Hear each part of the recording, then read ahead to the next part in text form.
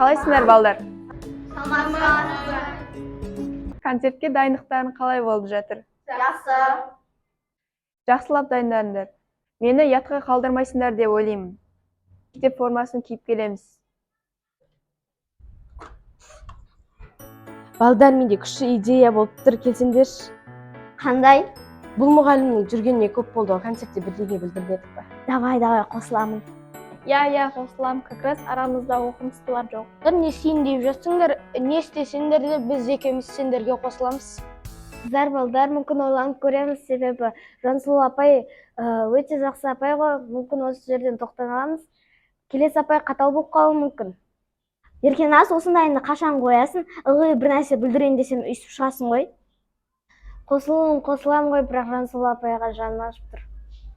Достар, естерінде ме, алдыңғы жолы апайды қуып жүрген кезде біздің сыныптың типа ақылшылар бізді ұстап беріп еді ғой.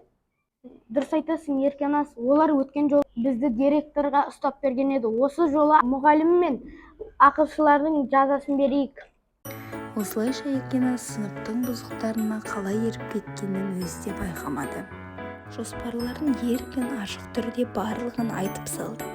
Есіктің ашық тұрғанына да мән бермеді. Осы сәтте жоғары сынып оқушысы Ақбота өтіп бара жатып барлығын естіп қойды. Жүрсеңдерші, мектепте бір арылап қайтайық. Кішкентай сыныптың балдарына тиісейік.